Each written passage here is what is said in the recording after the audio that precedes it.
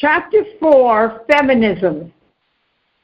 The word feminism is somewhat ambiguous. Linked to the phrase women's liberation, it seems to signify the desire to defend the rights of women from various subtle and extreme forms of oppression, such as battering and sexual abuse. Now in the 90s, it is possible to distinguish among feminist viewpoints ranging from radical stances insisting that women separate themselves from men completely in society and in churches to women who seek public support for a family income so that all mothers can stay home. While most feminists accept abortion as a necessary option, some call themselves pro-life feminists, viewing all abortion as anti-woman. In this chapter, all these positions will be considered and evaluated.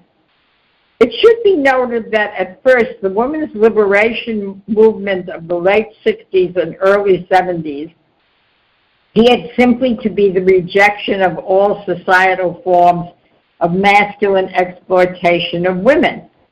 It emphasized replacing the enslavement of roles determined by gender with the freedom to choose whatever one might want to do in life. Gradually, a distinction was made between moderate feminism and radical feminism. The latter insisted on more extreme measures to end oppression, such as the abolition of marriage and even of sexual relations with men. Simultaneously, there arose a different yet sympathetic branch of feminism that emphasized the affirmation of feminine values and lobbied for social reform and consonant with those values. An analogy can be made here with the evolution of the Black movement in America. At first, liberation meant gaining equal rights with the majority white population. Then a current developed within the leadership emphasizing Black is beautiful. Their goal was not to become like Whitey, but instead to delight in what was different in Black appearance and culture. So too, a branch of feminism has arisen that stresses that what is distinctly feminine is beautiful. With this idea came a desire to see society forced to such womanly values as motherhood. Maternity leave, for instance, is an idea designed to support the special childbearing function of the female body rather than view it as a liability. However, the idea that women have dignity and rights was not invented by the women's liberation movement in the 19th century. Philosophies of woman. In the 5th century BC, Plato wrote his dialogue, The Symposium, which included his famous myth about the sexes. According to the myth, human beings used to be most male and female in the same entity, but then they were separated into distinct male and female beings, and ever since have sought longingly for their missing halves. This accounts for the vehemence of the sex drive. Plato developed his most revolutionary ideas about women in Book 5 of the Republic. Equal in mind, women were to have equal educational opportunities and roles, including military service. He thought it desirable to devise a system of communal wives that included eugenic child breeding and permitted promiscuity after the time of fertility had passed. Women were not to be confined to domesticity, but to participate in all aspects of society according to their abilities. After he tried without success to create his utopia, Plato wrote The Laws, in which he reverted to a more complementary theory. What makes for order and purity in society is the feminine, and what leads to majesty and valor comes from the masculine. However, even in this second plan for society, Plato still wanted men and women both to learn gymnastics and horseback riding. Women were not to be treated like slaves, but they were not to live softly and waste money, but instead to have reasonable order in their lives. The first woman philosopher to write about the feminine, as far as we know, was Mary Wollstonecraft, an English woman of the 18th century. In a vindication of the rights of women, Wollstonecraft tried to prove that what we have been calling negative feminine traits, far from being innate, are the result of the mores of society. Once these have been changed, the great positive virtues of women will emerge more and more clearly, as well as their equal claims to rationality, and hence to equal rights. It is time to separate unchangeable morals from local manners, Wollstonecraft wrote. And to her, morality meant living according to Christian standards of virtue. See Rossi, 1973, page 58. But to be ethical, a woman needed a kind of education different from the smattering that girls picked up in her day. She needed to understand principles, acquire rigor, and discover causes rather than observe effects. Cool reason had to replace the reign of irrational romantic love. Wollstonecraft believed that the kindly feminine traits should come from true love, not submissive dependence. By means of a thorough intellectual and religious education, a woman would be as independent of spirit as a man, able to be a respected friend and confidant rather than a charming plaything. Such an upbringing would also make her a much better wife and mother. In the 19th century, John Stuart Mill helped pave the way for English feminism. In his essay on liberty, excerpted in Mayerwald, 1983, Mill wrote that the real character of women is unknown since it has been so distorted by male philosophers with exploitative natures. It is to their advantage to teach women that they should live only for their husbands and children. Although in Mill's time women were treated like the body servants of despots, he looked forward to an age when marriage would be a union of equals. Indeed, in his own marriage to an intellectual, equal rights were respected. Although he thought most women would still want to be wives and mothers, even if the customs of society did not force this upon them, he thought it a loss to society if women were not able to exercise their other intellectual and creative faculties. Mill agreed with his critics that women tended to be more intuitive than principled, but he taught that such imbalance was not innate, but rather the result of an education deficient in analytic training. If there were few famous women in history, he noticed, it was not due to lack of talent, but rather because women are bogged down with other duties.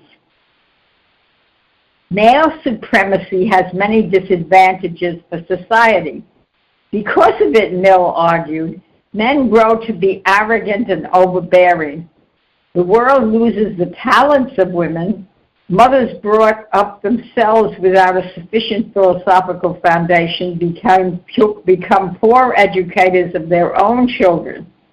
Women keep men back from nonconformist activities for the reform of society because women lack the breadth of vision to understand the needs of their times. Social life becomes too dualistic, preventing the cross-fertilization of ideas from both sexes. At the end of the 19th century, we find much agitation for women's rights. Marxists stressed the way economic conditions lead to the exploitation of women. Engels wrote a long essay on the origin of the family, excerpted in Mayerwald, 1983, and Lenin's commentary was collected into a book entitled The Emancipation of Women, excerpted in Mayerwald, 1983. Engels thought that the women of the proletariat, even if they worked, were still domestic slaves, and that the only way to bring about real equality was to abolish the family unit. The women's suffrage movement became more militant in the early part of the 20th century. In England, such women as Emmeline Pankhurst chose to go to prison as a protest against the slowness of reform.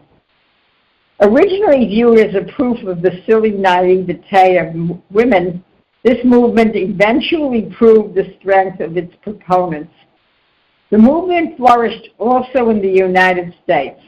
Elizabeth Stanton and Lucretia Mott were already fighting for women's rights in 1848. Later, Susan B. Anthony became the leader.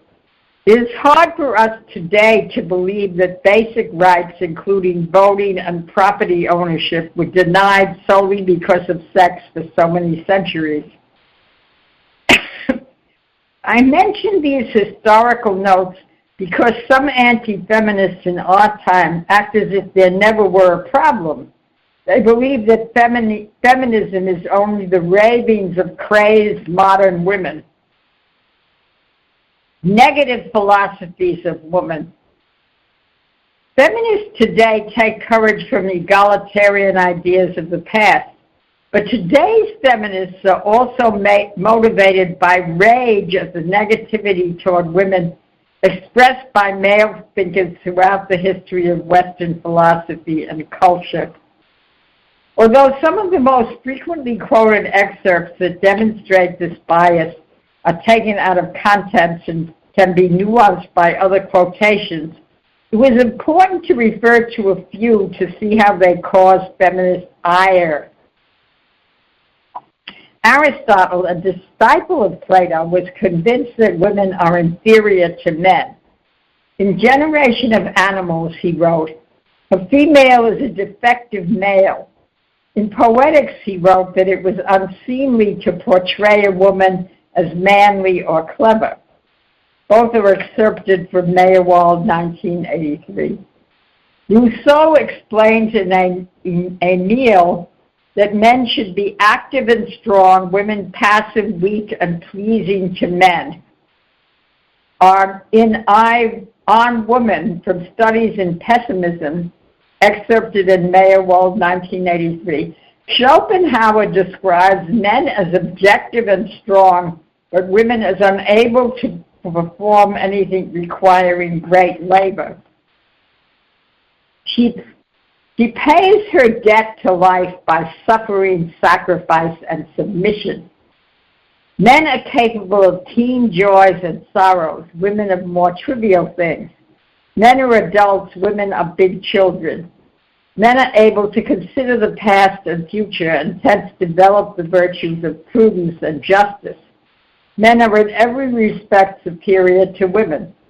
Men, their reason clouded by sexual desire, foolishly think of women as the fairer sex, whereas in actuality women are undersized, narrow-shouldered, broad-hipped, and short-legged. According to Schopenhauer, women are rightly called the second sex, inferior in every respect to the first. They should be denied legal rights. Nietzsche composed such aphorisms as, "Thou goest to women, remember thy whip." And when a woman has scholarly inclinations, there is generally something wrong with her sexual nature. The philosophy of Jean-Paul Sartre, the famous existentialist of our century, presents us with a different, though equally repulsive manner of describing women. In Sartre's metaphysics, nature is seen as absurd, as nauseating. Without God, existence has no meaning. God's creation appears to Sartre only as a sort of slime. Love is viewed as the process of destructive appropriation of the freedom of another. Sex is seen as nothing but the emission of slimy substances for the relief of physical pressure. Here is a vivid description of slime as characteristic of all nature and peculiarly of feminine nature. I open my hands. I want to let go of the slimy and it sticks to me. It draws me. It sucks at me. It is a soft, yielding action, a moist and feminine sucking. It lives obscurely under my fingers, and I sense it like a dizziness. It draws me to it as the bottom of a precipice might draw me.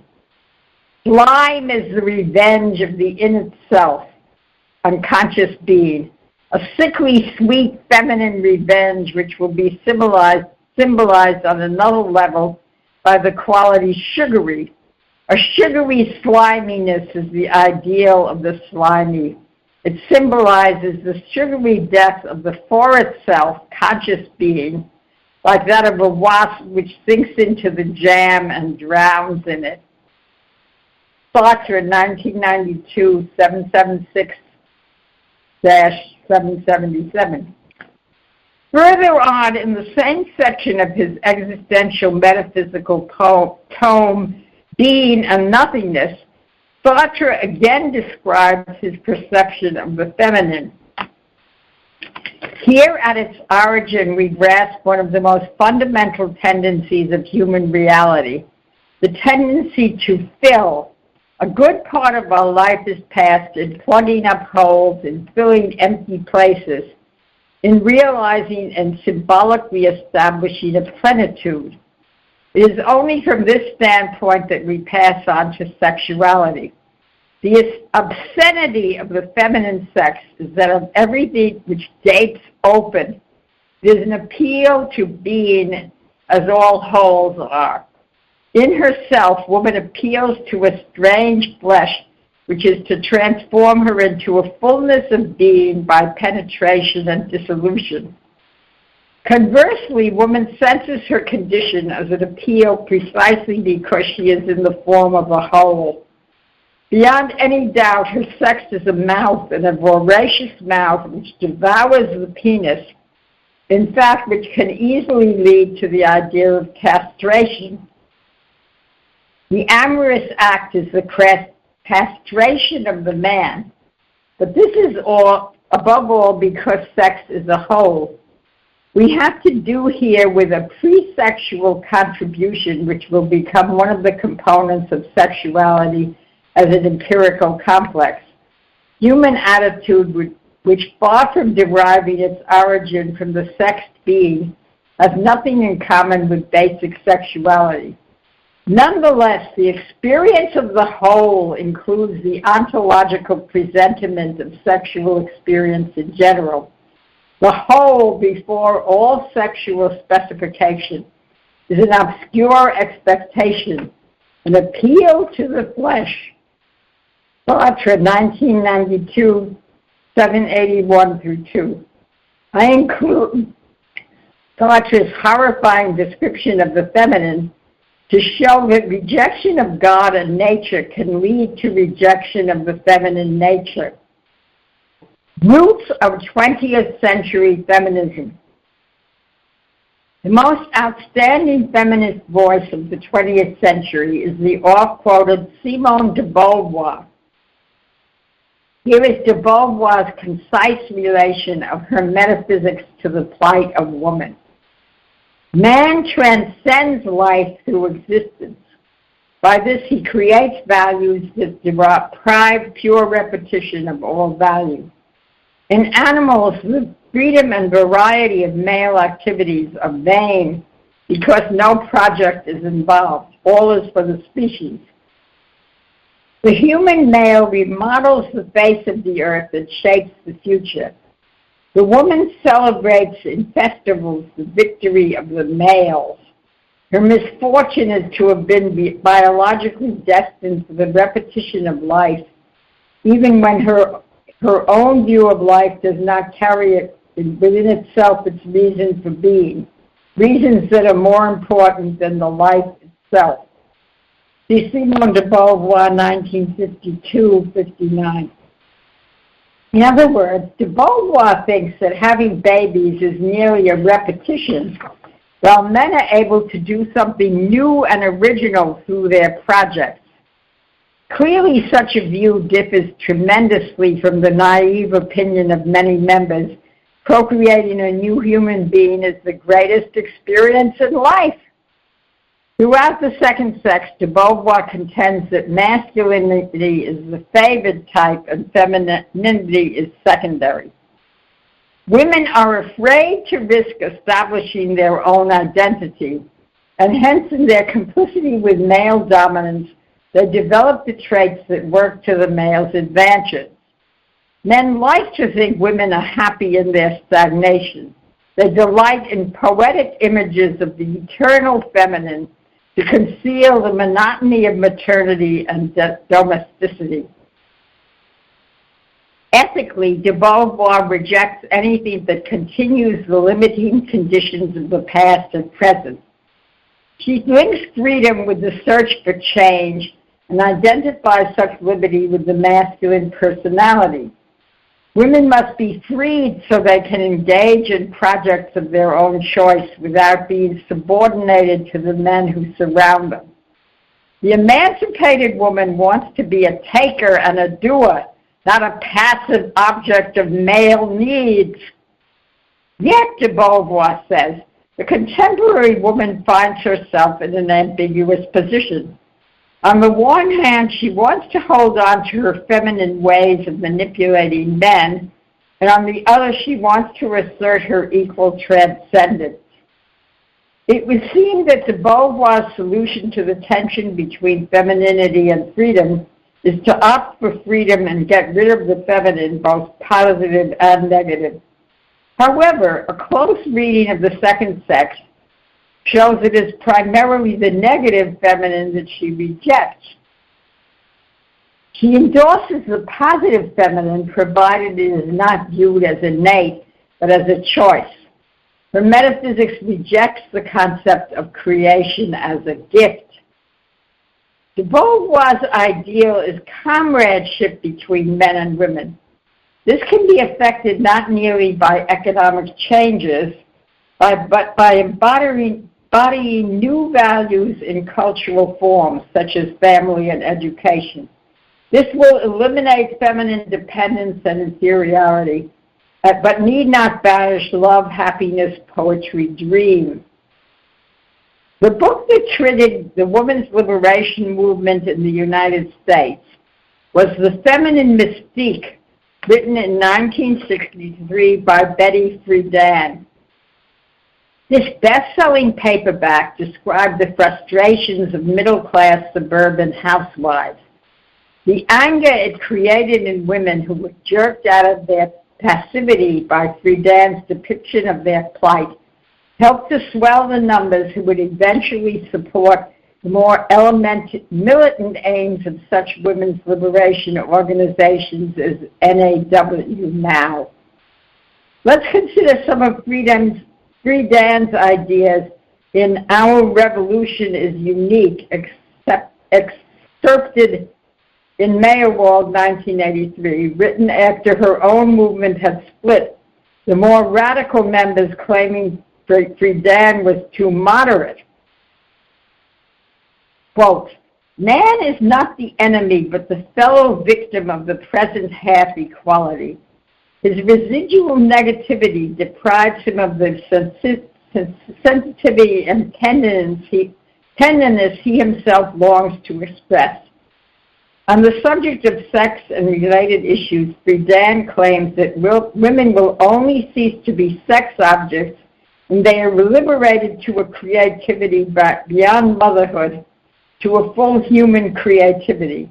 Motherhood is good, but only when chosen freely. The right to contraception and abortion is crucial for the liberation of women. However, Friedan's controversial and to me horrifying acceptance of contraception and abortion as essential elements in a feminist program seems like a mild voice in comparison to her radical sisters. For instance, some radical feminist writers think that the institution of marriage protects women in the same way that the institution of slavery was said to protect blacks. That is, the word protection in this case is simply a euphemism for oppression. Freedom for women cannot be won without abolition of marriage. That's from Coate and Firestone, 1971. The articles in the second year's annual of the same series describes this theme. Whereas personalists show that it's only self-donation and love that leads to fulfillment, radical feminists think it is necessary to destroy love, or love prevents the full development of a woman's human potential by directing all her energies outward to the interests of others. As we discuss increasingly extreme variations of the theme of radical change, you will note the vehemence of tone culminating in manifestos where the proliferation of four-letter words, negative masculine, requires some omissions to avoid offense. Let me begin with the ideas of T. Grace Atkinson from Amazon Odyssey, excerpted in Mayerwald, 1983. Traditional feminism failed, Atkinson theorizes, because it didn't get to the root of the problem, the tendency of women to define themselves in terms of masculine society. What is needed is for women to eradicate their own definition. Women must, in a sense, commit suicide. As women begin massing together, they take the first step from being massacred to engaging in battle, resistance. Hopefully this will eventually lead to negotiations in the very far future and peace. This was written in the 60s. When she resigned from NOW, N-O-W, Atkinson thought that women must reject marriage and love and sex as well. In this way, women can begin to define themselves without reference to being the wife man of a husband or the sucker female of a baby. It is not men who must be destroyed, but rather their learned roles, oppressive roles, which she describes as metaphysical cannibalism, that is, the appropriation of women into a slave position. Why do men try to cannibalize women? All people, men and women, feel frustrated by their own lack of complete power, and they seek to gain some degree of control through enslaving others. In the case of men, the exploitation is direct, where a man can literally enter a woman and occupy her body. This is always a form of rape, according to Atkinson. How can a woman escape such tyranny? Does she even wish to?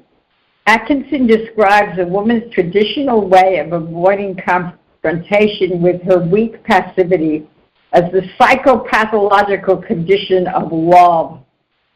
It is a euphoric state of fantasy in which the victim transforms her oppressor into her redeemer. She turns her natural hostility toward the aggressor and against the remnants of herself, her consciousness, and sees her counterpart in contrast to herself as all-powerful, as he is by now at her expense.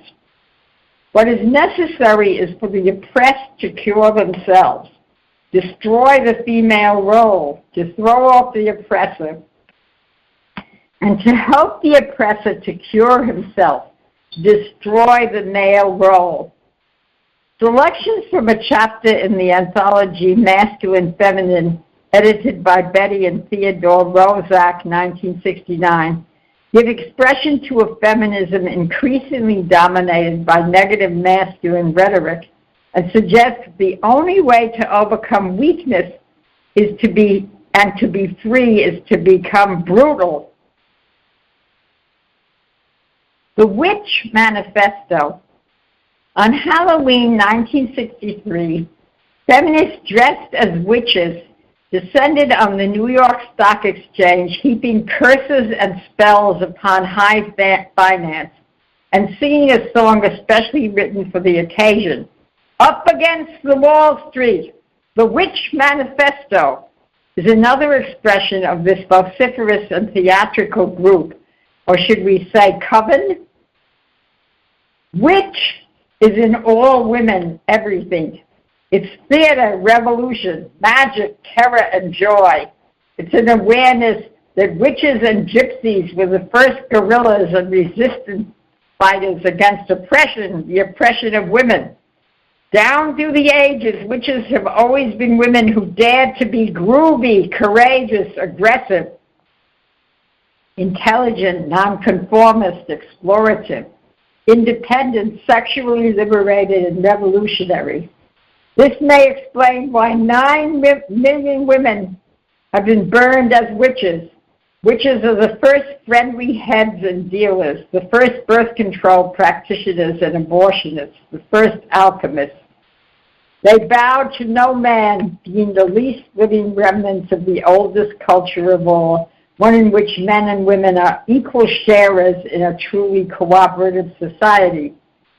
Before the death-dealing sexual, economic, and spiritual repression of the imperialist phallic society took over and began to over all nature and human life. Just a minute, yes? Okay, I have to stop a minute to open the door. Yes? It's me. I came to answer find out what your question was. Oh, I asked someone else. I got an answer. Okay. Thank you. Okay. Bye-bye. I'm on a Zoom. Okay. Okay. Sorry, back again. A witch lives and laughs in every woman. She is the three part of each of us, beneath the shy smiles, the acquiescence to absurd male domination, the makeup of flesh-suffocating clothing our sick society demands. There is no joining witch. If you are a woman and dare to look within yourself, you are a witch. You make your own rules. You are free and beautiful. You can be invisible or evident, but how you choose to make your witch self known, you can form your own coven of sister witches, do your own actions, whatever is repressive, solely male-oriented, greedy, puritanical, authoritarian. Those are your targets. Your weapons are theater, magic, satire, explosions, herbs, music, costumes, masks, stickers, paint, brooms, voodoo dolls, cats, candles, bells. Your boundless, beautiful imagination, your power comes from your own self as a woman, from sharing, rapping, and acting in concert with your sisters. You are pledged to free our brothers from oppression and stereotyped sexual roles as well as yourself. You are a witch by being female, untamed, angry, joyous, and immortal. You are a witch by saying aloud, I am a witch, and thinking about that. If this manifesto seems so utterly wild to you that you would never expect to meet anyone with such views, consider that some, though certainly not all, Christian feminists wish to introduce pagan symbols into the Mass. One conference calling itself Christian Feminist ended with a liberating dance by all those present who exulted in their lesbianism. One last gem, quote, comes from the Bitch Manifesto, anonymous 1969, unpublished, and it included to indicate an extreme of how feminist assertiveness might manifest itself as an antidote to passivity. Bitches are aggressive, assertive, domineering, overbearing, strong-minded, spiteful, hostile, direct, blunt, candid, obnoxious, thick-skinned, hard-headed, vicious, dogmatic, competent, competitive, pushy, independent, stubborn, demanding, manipulative, egoistic, driven, achieving, overwhelming, threatening, scary, ambitious, tough, brassy, masculine, boisterous, and turbulent. Among other things, a bitch occupies a lot of psychological space. You always know when she is around. You may not like her, but you cannot ignore her. Some women are emerging bankrupt from these radical movements. Fortunately, they are turning to philosophies of women with greater promise of true fulfillment. Pro-life feminism. Only after the first edition of Feminine, Free, and Faithful was printed did I become familiar enough with pro-life and Christian feminism to include sections on them in this chapter.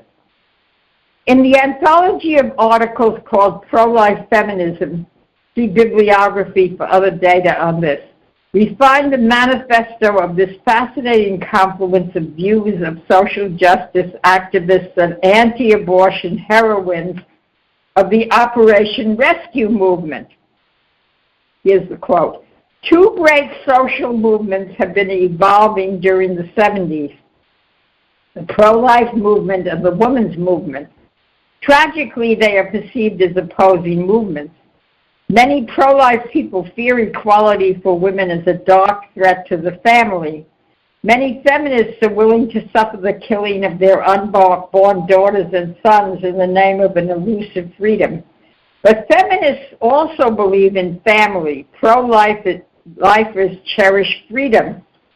The pro-life tenet is that each and every human being, pre-born or born, deserves the opportunity to develop in the best she or he is capable of, that each individual be respected, however minimal or great their development may be.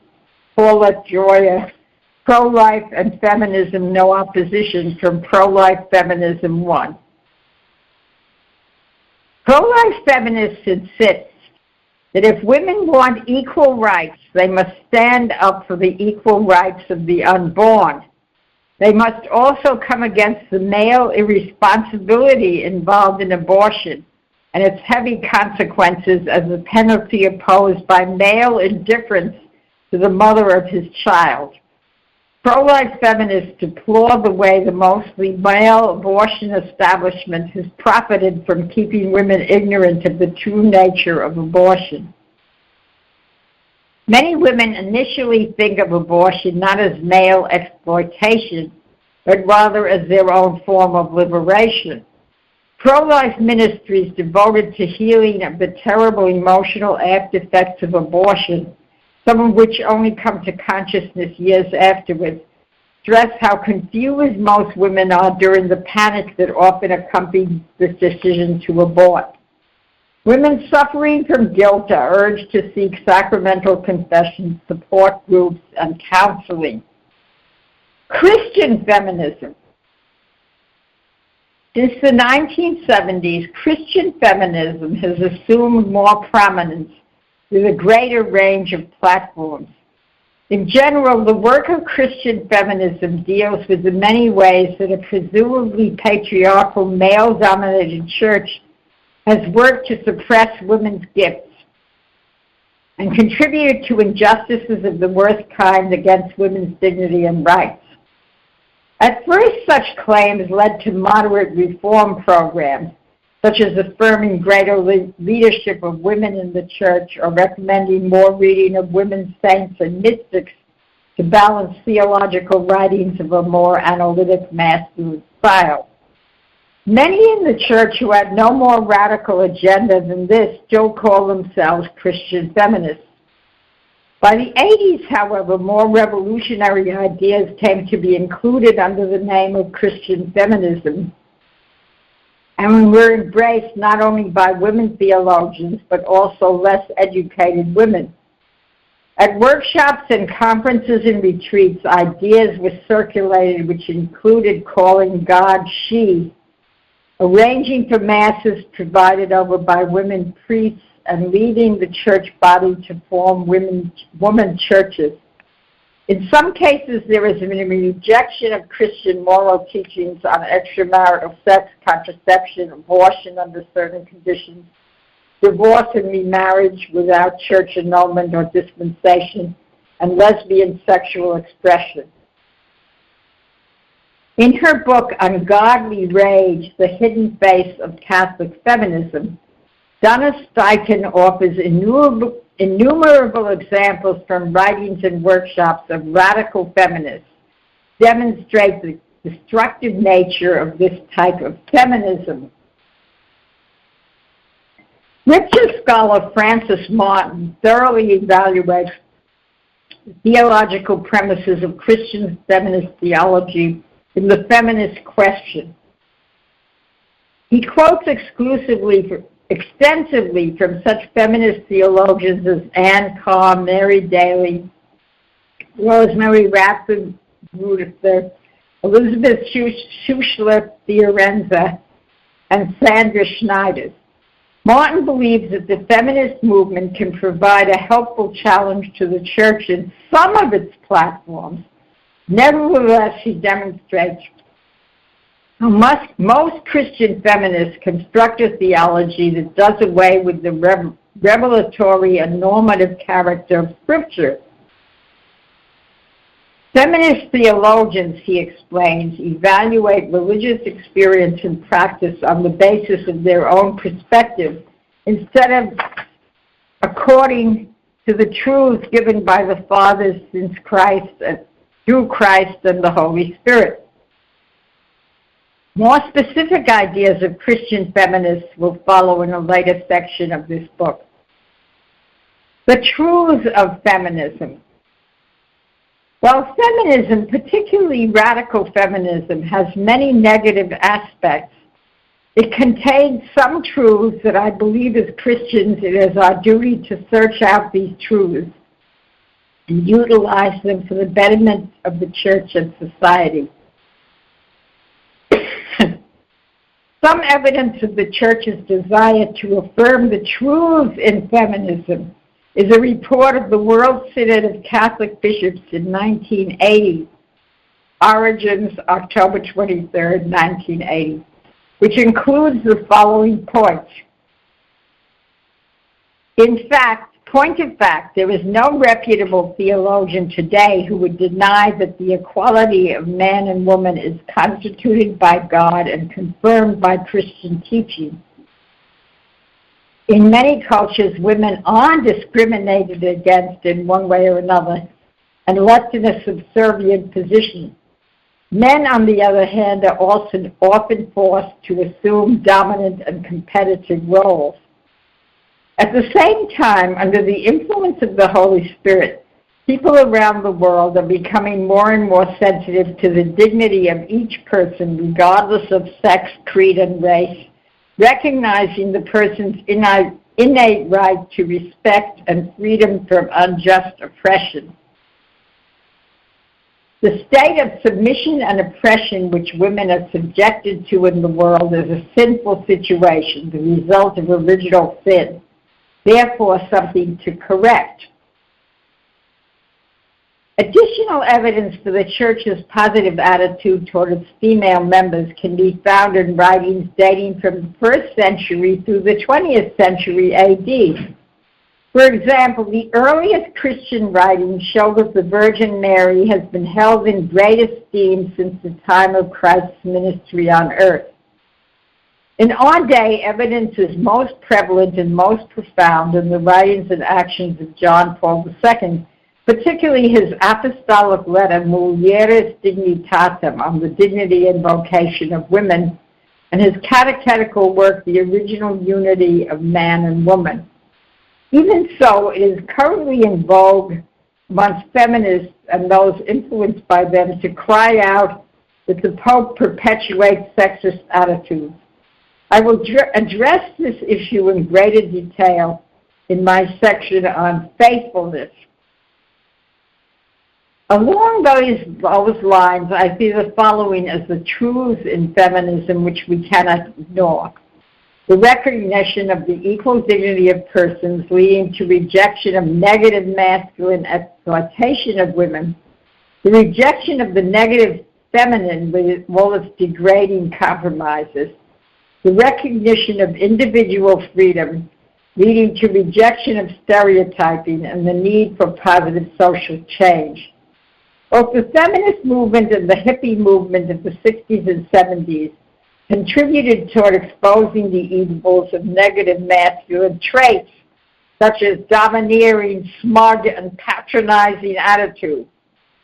Men eager to show their rejection of the negative masculine are quick to volunteer to pour coffee at a meeting or plan the menu and to cook. Fewer now refer to middle-aged women as girls. Many more men share family duties with their working wives. Men are learning the value of showing emotion and vulnerability. I also applaud feminism's rejection of certain aspects of the negative feminine, such as overdependence, silliness, coyness, naivete, manipulativeness, random seductiveness, and compulsive chatter. Today's society needs strong women. Weak feminine types may be charming in certain respects, but not in these embattled times. In her work on women's education, the Catholic philosopher Edith Stein wrote that by nature, women have the gifts to pursue non-domestic tasks. Here's the quote. The fact that all powers which the husband possesses are present in human nature as well, even though they may generally appear in different degrees and relationships, is an indication that they should be employed in corresponding activity. And wherever the circle of domestic duties is too narrow for the wife to attain the full formation of her powers, both nature and reason concur that she reach out beyond this circle. It appears to me, however, that there is a limit to such professional activities whenever it jeopardizes domestic life, the community of life and formation consisting of parents and children. Stein, 1987, page 79. I particularly appreciate today's emphasis on the individual woman and her special talents, some results of feminist pressure. I personally have no great interest in traditionally masculine sports, but why not delight when other women enjoy them and successfully compete?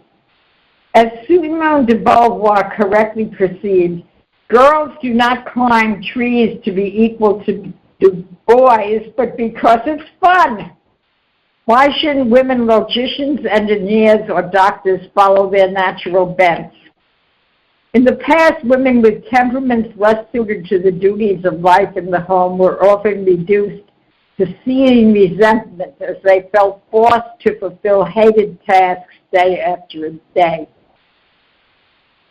Without agreeing with those feminists who think of full-time daycare as the career mom's final solution, I do believe that feminist social programs can benefit a woman who has to or wants to combine motherhood with other work or activities on a part-time basis. Seeking help with the children is altogether different from seeking a substitute for the mother. In my classes in philosophy of woman, I find that the issue of motherhood versus career is the greatest cause of stress for my women students. Many think that there is no way to combine both the career and motherhood. They fantasize that they can achieve some kind of perfection only if they pursue one or the other without distraction. Hence, they face these frightening alternatives. Either pursue a career and use contraceptives or abortion, experiencing uncreative sexual pleasure along the way, or choose the mother role and squelch their desire for other forms of self-expression. When my husband became disabled, I felt obliged to work full-time to support the family. At this time, this seemed not so much an option as a necessity. Since that time, however, studies have produced so much evidence of the ill effects on children of having mothers working full-time outside the home that I think if I had to do it all over again, I might have chosen part-time work supplemented by some kind of state assistance. So far has the pendulum swung toward women working full-time outside the home that any advice about ways of combining motherhood and career always need to be preceded by great emphasis on the goodness of homemaking and child-raising by the mother. In Catholic teachings such as Familiaris Consortio, the family is understood as a community of persons. Love in the family is a much higher value than work outside the home for those with a family vocation. This image stands in contradiction to modern patterns in which the house often becomes a sort of launching pad for the members to go out into the world to seek fulfillment outside the family. In her book, Can Motherhood Survive?, Connie Marshner shows how disastrous it can be when tiny and older children are sent out to daycare centers for reasons no more compelling than the greatest stimulation of career over motherhood. And taking the issue one step further, she shows how biblical tradition supports the goodness of life in the home for women. Quoting from Proverbs 31, she comments in this way about the fulfilled woman. The quote is, "The heart of her husband doth safely trust in her." Connie says she has a good two-way relationship based on adult trust. She seeketh wool and flax and worketh willingly with her hands. She is in charge of the spinning and weaving and works along with the others at it.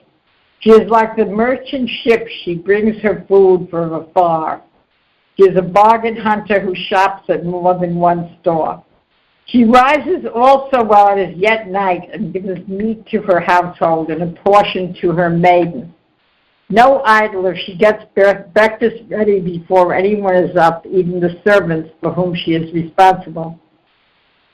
She considers a field and buys it. With the fruit of her hands she plants a vineyard.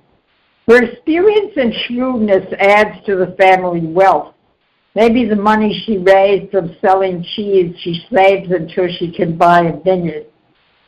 No helpless, I can't balance the checkbook type, this woman. She stretches out her hand to the poor, yea, she reaches forth her hands to the needy. Not only does she manage the family and participate in the family enterprise, but she also initiates charitable acts. She makes fine linen and sells it. She has a cottage industry on the side. She opens her mouth with wisdom, and in her tongue is the law of kindness. She is not ignorant and uninformed about current affairs, but not trying to be one of the boys either.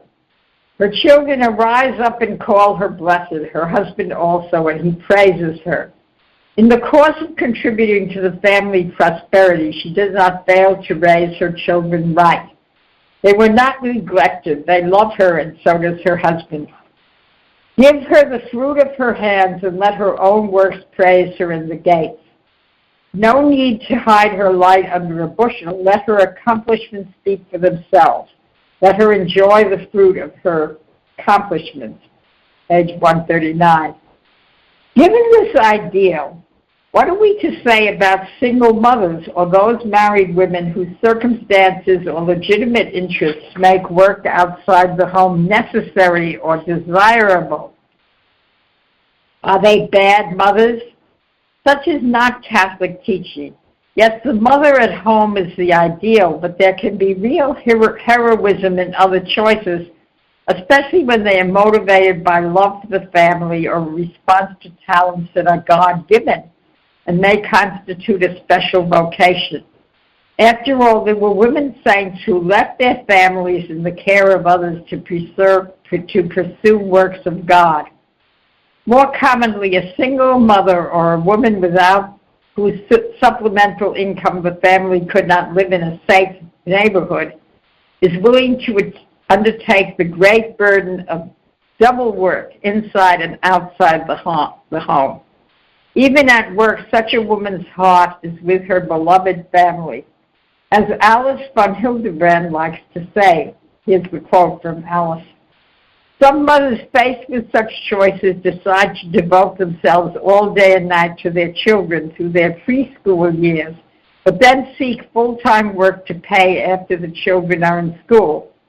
Some have found good ways to supplement needed income by work done at home, such as computer programming.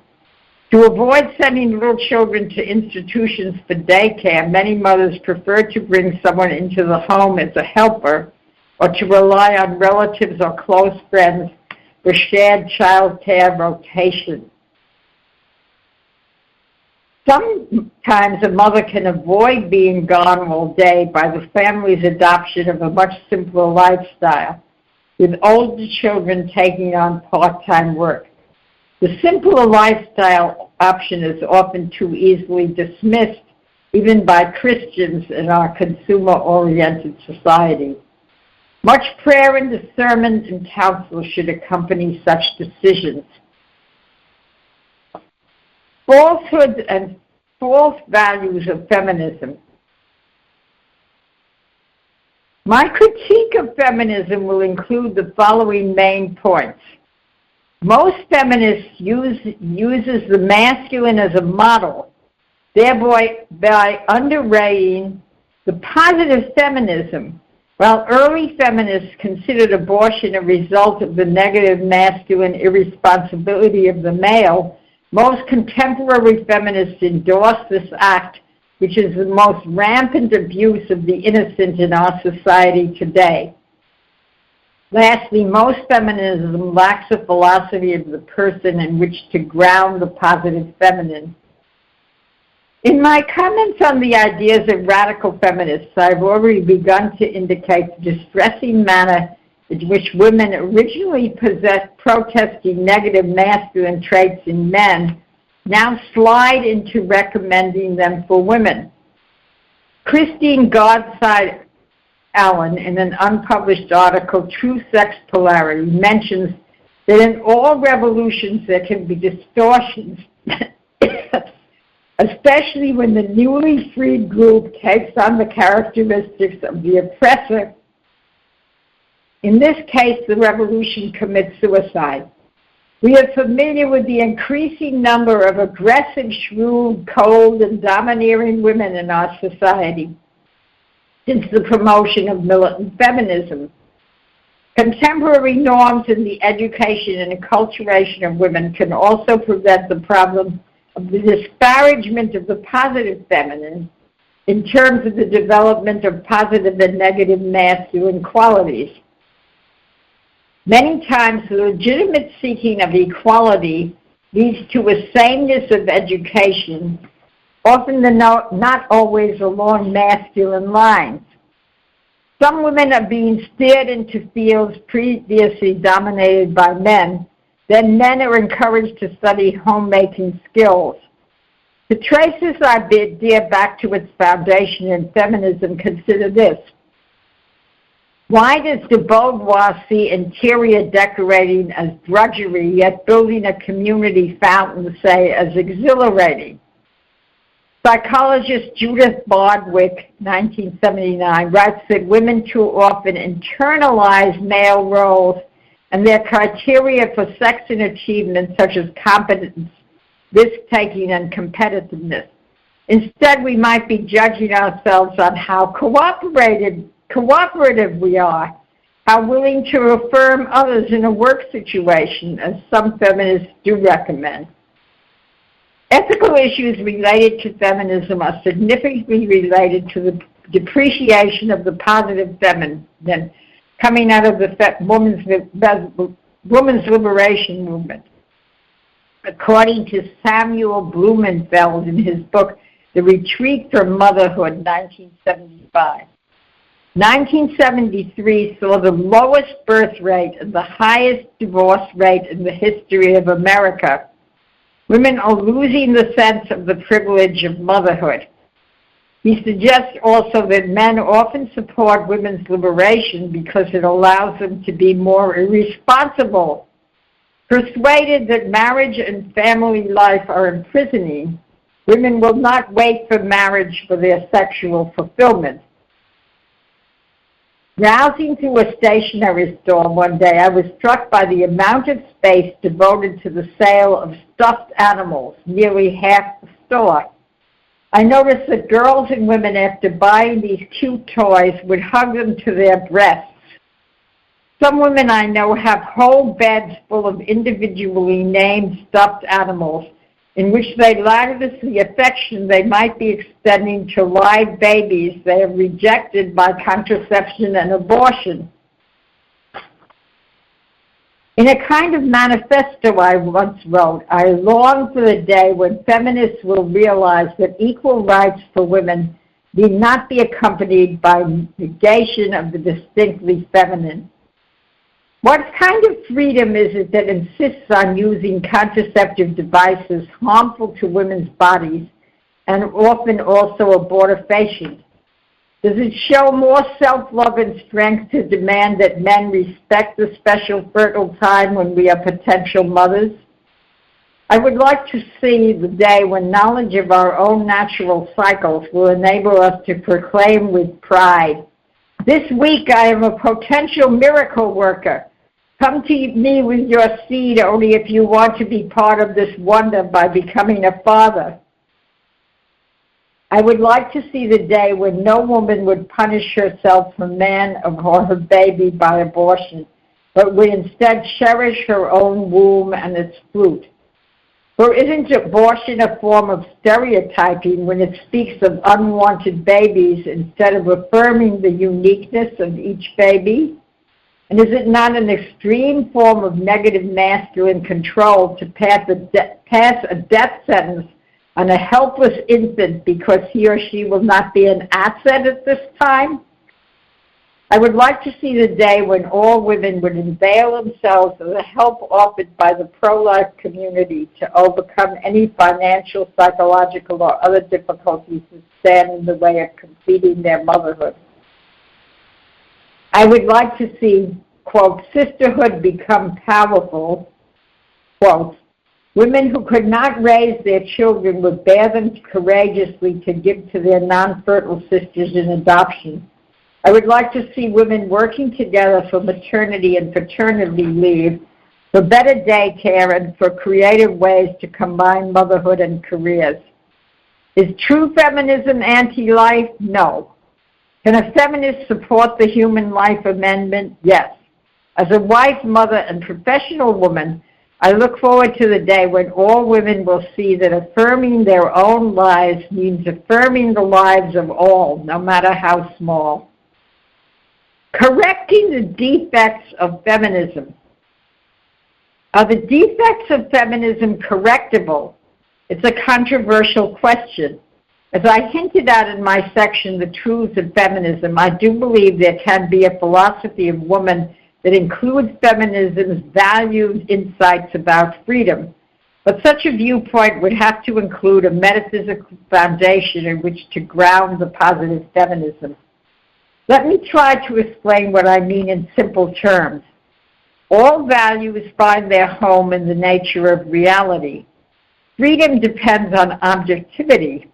Our theoretical notion of what is the most basic meaning of life enables us to sort out various values and determine priorities.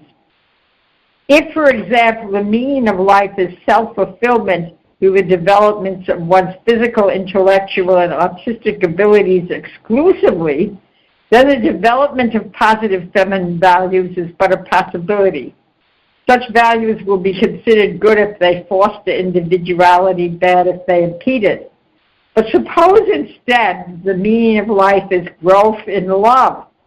Then the experience of the heart in most intimate relationships will be an equal, if not superior value to cultivation of other gifts.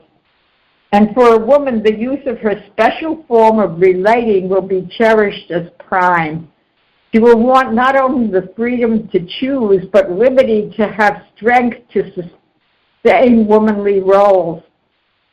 And her lovingness will also free the male sex to be responsible and fathering instead of cold and uncaring. In other words, to be truly free as a woman, one must also be feminine and faithful.